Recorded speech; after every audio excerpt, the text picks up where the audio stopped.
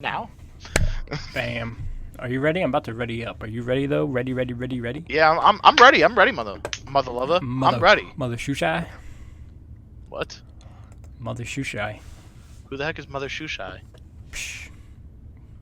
If you gotta ask about it, you know what they say. Cost too much? Sure. So why are we here today? Rigatoni's Meatball 18-hole course. Why are we doing this right now? We are here for our official sponsor, Pop-Tarts. Besides so delicious. Besides that, we are here to talk about the new episode. Well, Boy Meets. No. Wait, which one are we doing? No, yeah, we're doing My Hero, but I mean it's new to us, but we're still one episode behind. But it's okay. Well, that is true. I wasn't thinking about that, but now you got me thinking. We are doing episode 3 of My Hero Academia season 4. What's it called, Mike? Boy Meets. Boy, is that what it's called? Dot, Boy, dot, dot. Boy meets ... Really? At least on the way I frickin' on the website that I did. That's weird. But you wanna lead this one off, or I'll start, whatever you want. Take it away, Penny. Take it away, Penny. All right. So this episode leads off where we literally where we left off. $5,000. Right where we left off in the last one. Midoriya in Night-Eye's room doing his All Might impression, his face. Yes. And we all thought, what the heck? He was not happy because he's a big fan of All Might. Yeah, and he thought he was like, I almost couldn't think of the word, disrespecting him. Yes. Or like making fun of him or something. But the real reason was, apparently he did not like the crow's feet he gave his All Might's impression. Ooh, that's a tight one. I'm doing really bad on this course. But yeah, little cliffhanger, little switcheroo as they do. And basically he gives him a challenge, I guess you could say, like he'll accept him into the work study sidekick program if he, what would you call it? He has like a little stamp, and he wants him to. It was like a rubber stamp. Yeah, like, he wants him to take a stamp. Signature. And he wants him to steal the stamp from him and stamp the paper for his signature. Yeah, it was a bit Karate Kid-esque, I feel. Yeah. You know, it was like the take the pebble out of my hand thing. Yeah. No, exactly. And I'm going to backtrack a little bit on what I said last week on how Night-Eye power kind of sucks and how he's kind of... Yeah, well, you know what it was? I don't think it's because we didn't really have anything to go off of. Yeah, they didn't really... What they said was just kind of eh. Holy hole in one. And in this episode, you see his power getting used a little more. He can see into the future. He could see anything that's going to happen or already did happen. So he tells him at one point, I could see 10 minutes, like a half hour, even 2 hours into the future. He already knows what already... I think it actually caps out what already happened. Hour. An hour or two. It's either 1 hour or 2 hour, but even 1 hour into the future is pretty handy dandy. I'll be honest, 5 minutes into the future is pretty freaking handy. Yeah, pretty anything into the future is good when you're fighting somebody. And Midoriya starts, bouncing all around, doing his whole Gran Torino impression. Yeah. And this reminded me... I think he's just great at impressions now. That's his new power. Impressions. Yeah. Well, come on, you know what happened? He freaking jumps all around like a crazy person, fucking. But Yeah.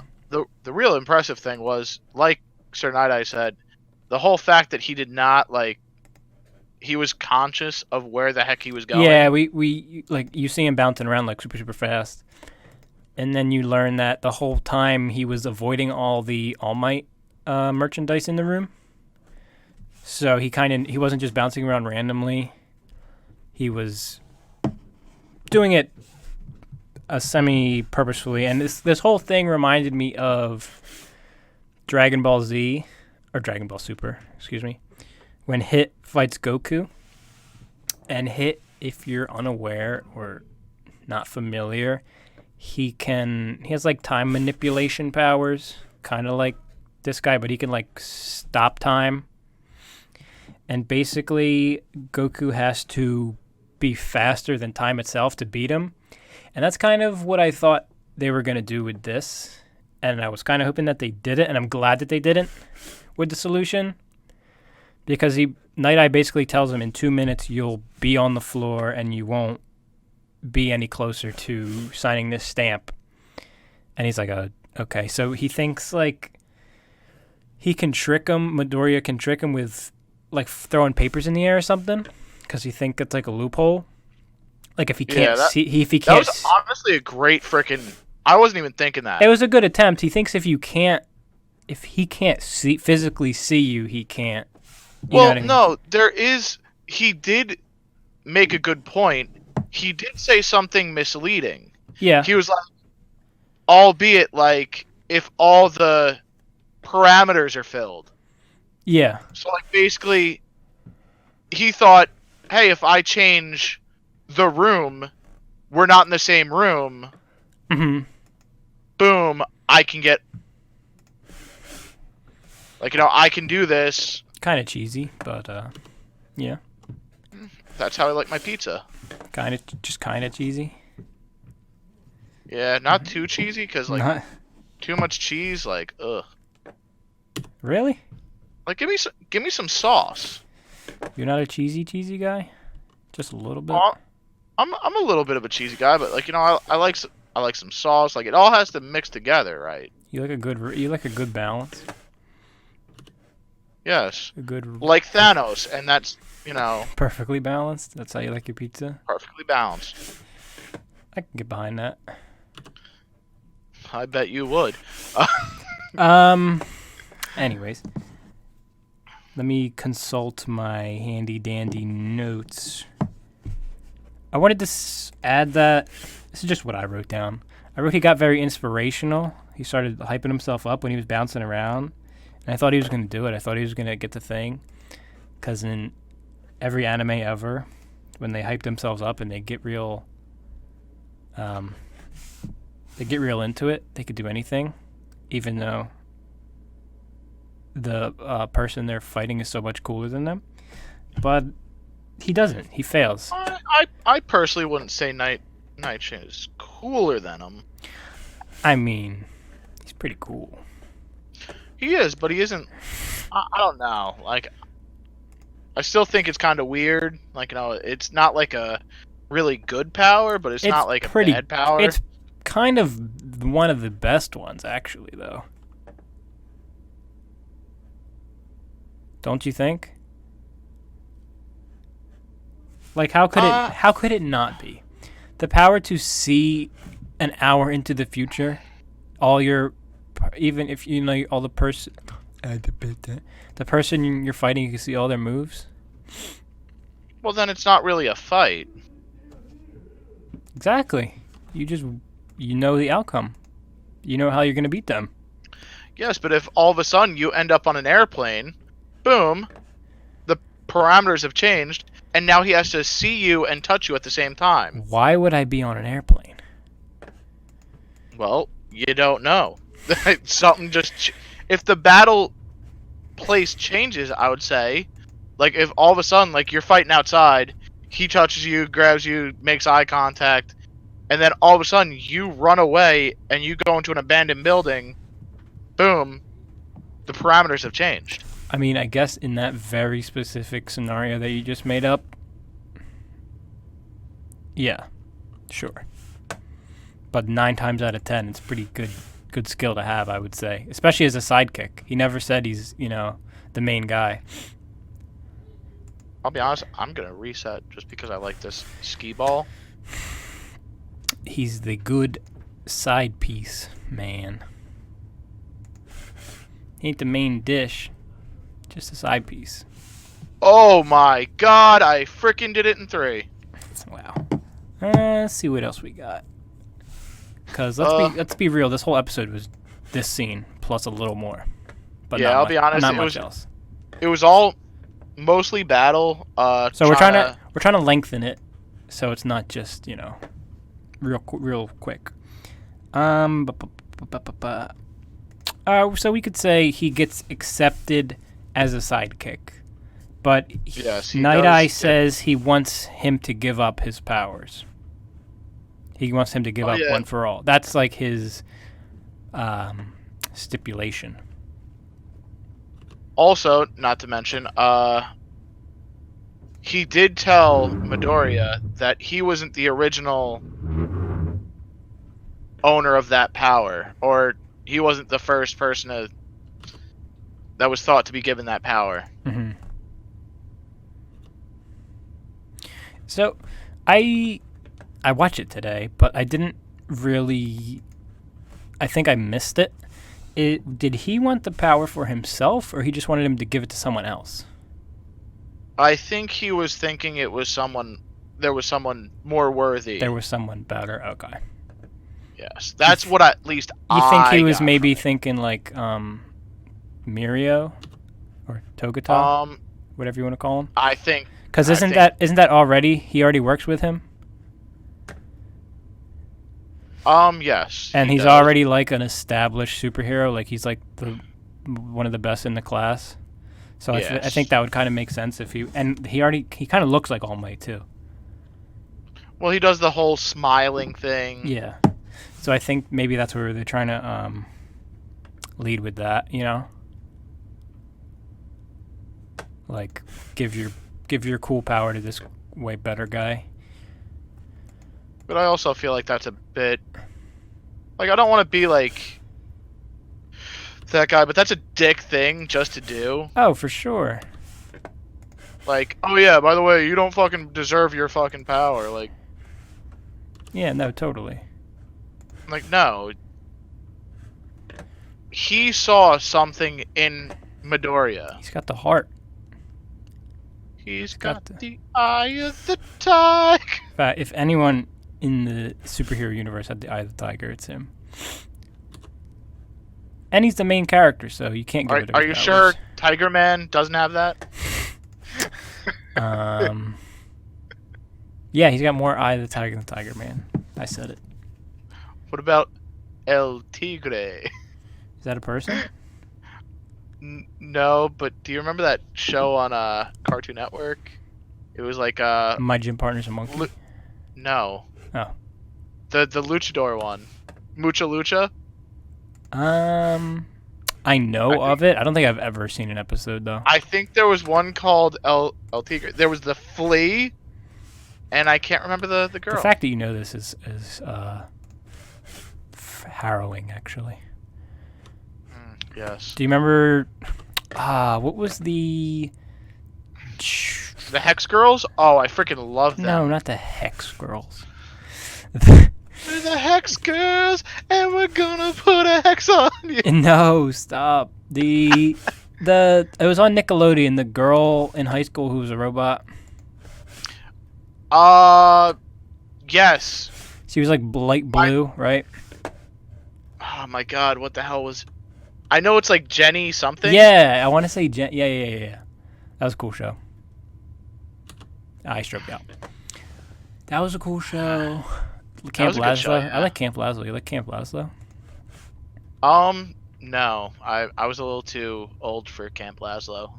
Yeah, you're so old. You can't enjoy the finer things. That was like,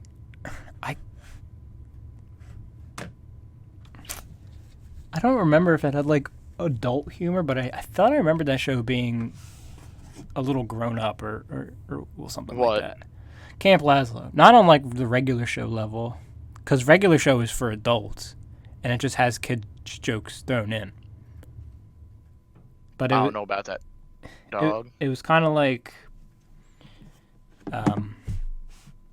they kind of threw some hidden some zingers in there for the grown up crowd. Kind of like what the heck was it? Rugrats, Lonely Space Vixens.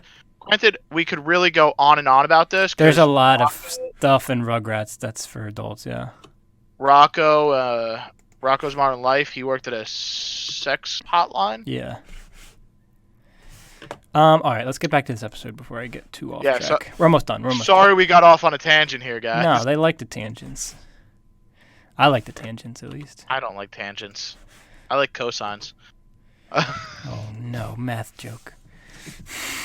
Oh, shit. I am making dad jokes. Excuse me. Okay, let's get out of this room. He never touched All Might. He's accepted as a sidekick because he says, like, I never made it clear what you had to do to pass the test or whatever. Oh, he said, I never said, you had to pass the test. Yeah. I said I was just going to test you. Yeah, which... Could have still got it even though you failed. Which is a little, dick move. Word manipulation. But he's happy sad. He's like, yeah, I got this opportunity to work with the big heroes and kind of like make something of myself right now, but he has to give up his only power, and his whole life he's been without a power, and that's like he's finally somebody now, and he doesn't want to give up, well, obviously wouldn't you not want to give up your power? No, especially for sure. Yeah, especially when it's like the best hero power. The one thing I want to know, right, is it's the only power that literally you have to, or you can be a human and have. Like, you don't have to be superhero before. Now, the one thing is, how common is it to have a human freaking child? Didn't they say, like, 50-50? They say it in, like, the first episode, the ratio of human to quirk. It's, like, a large number. It's like, split, I think. So there's, like, a lot of regular people and a lot of quirks. But a lot of the quirks are, like, useless. Like, you can make your... water-breathing man. You can make your food warmer when you touch it, like, which is not useless, but, like, a majority of the population has ones that aren't, like, crime-fighting. Let's just say that. They're not viable for fighting villains. Okay, I can live with that. Yeah, so it's, like, about maybe 10% of the people, maybe like 5% of the population of people who have powers can do something with them.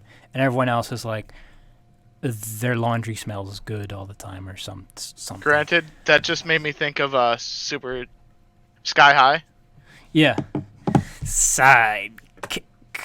No, not that part of it, but the guy who freaking literally can glow in the dark. Yeah, the one kid can glow in the vents. Yeah, exactly.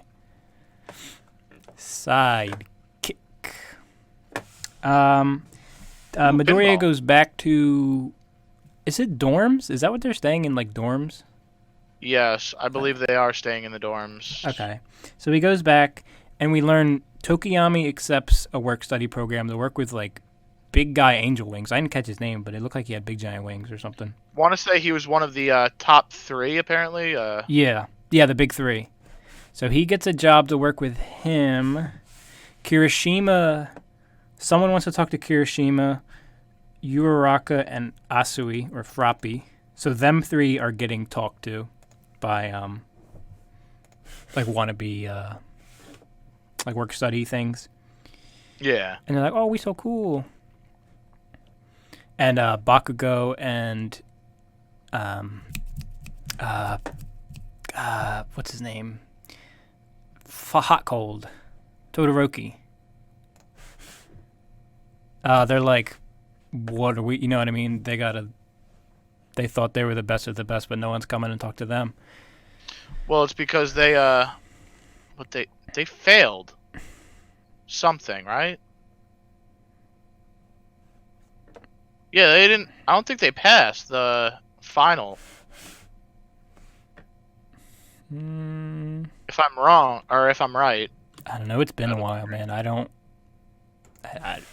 Anyways, that's that. I gotta raise the DPI, sorry. The episode ends with... Oh my god, I freaking hit a witch's hat. With who is it? It's Bubble Girl, Midoriya, and Togata with Nighteye. And he's telling them they're gonna do, like, surveillance. He's giving them the reports on Overhaul. They say his real name, but I'm just gonna call him Overhaul, because that's the villain name. Oh yeah, it's codename Kid Next Door.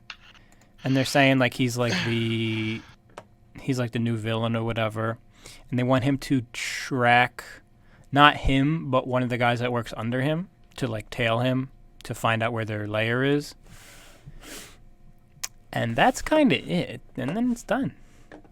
That's it. Yeah, basically that was most of it. Pretty uneventful. You get some action with the whole Midoriya trying to grab the thing.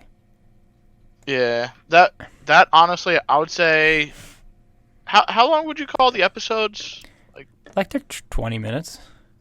So yeah, so like, well, I think it might actually be 30. I don't think any show is 20 minutes.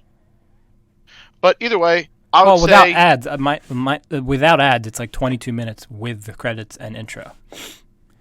Either way, let's say the show is 20 minutes long. Yeah.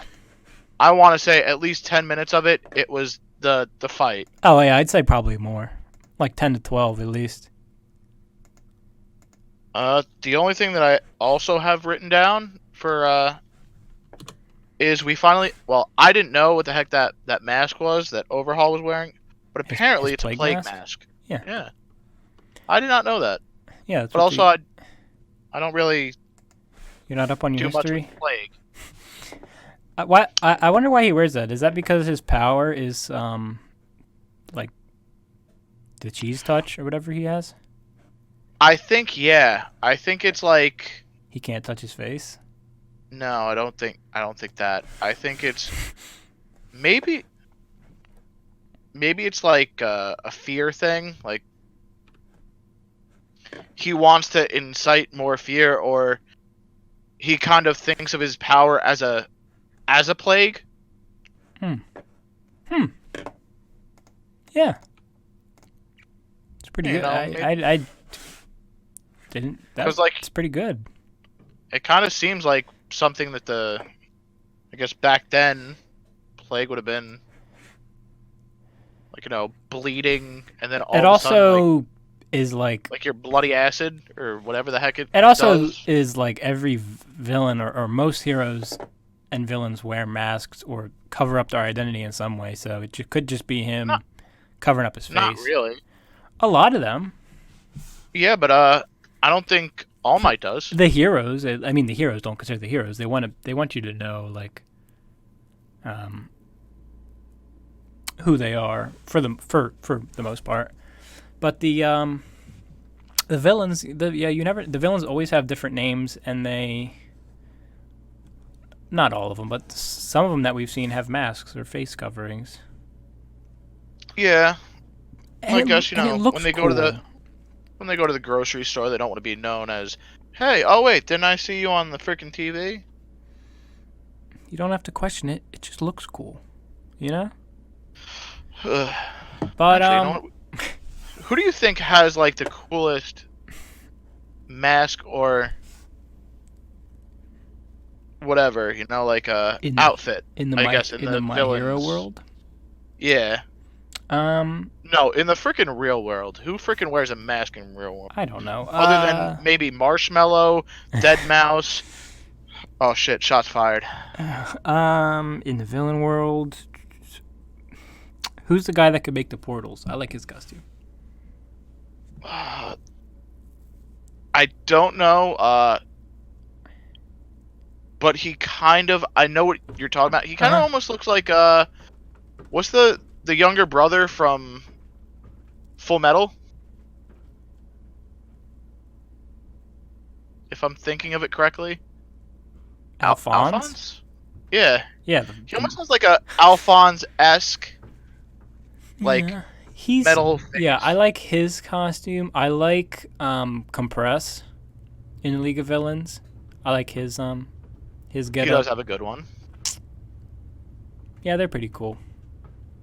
I can't really think of all the names off my head, and some of them just don't wear masks. I don't like Shigariki. I don't like the glove face. I'm not a fan. Me neither. And One for All is pretty cool. Or All for One? Is that his name? All for One. Yeah. He's cool. All for One. One for All. All for One is the bad one. One for All is the good one. Because one is sharing and one is taking all of it. Yes. Well, one is one for all to save everyone. Yes. And all for one is one being selfish. Yes. So I think we covered all the points, touched all the bases. Oh, of course. As we do. But I'd say that was a successful episode. I think that was actually a really good episode. We got anything else going on? What do you want to tell these fine people? Where can they find us? Where can they listen to us? All that good stuff. Well, even though we never got the notification, but we can be found on Apple Podcast, Spotify, Pocket Cast. Yeah, there's a bunch of them. Apple Podcast, Google Podcasts, Spotify are the biggest three. There's like Pocket Cast, Breaker, a couple smaller ones. But if you use one of those big three, it'll be there. In the YouTube version of this, they're all in the description. You can join the Discord link. It'll take you to our a Discord server we have set up for fans where you can comment suggestions, shows we should watch, anything. All that good stuff. So you could do that there. And if we ever, we want to actually get in touch with you guys and maybe play some games. Yeah. Right now we're playing golf. We're loving right golf. Now. Yeah. I'm gonna put the YouTube link to the video in the description of the audio podcast, but you can also find the YouTube channel at Privitera Steven. That's my name backwards. Privitera Stephen. Type that in your YouTube bar. Boom. That's us. All our videos will go there. All our gameplays, podcasts, all the stuff that we do. You can find it there. And I think that's it. You have anything else to add, Mike? Well, you know what? Because he's the only one that has commented on our video, thank you, Ace Hardy. Yeah, shout out that guy. Shout out Ace Hardy. Remember, leave a like, a comment on the YouTube, leave a rating and a review on whatever podcast service you use. Follow us on Spotify. It really helps us a lot. And we will see you guys on Friday with the next episode of The Lost Village. All right. See you guys. Peace.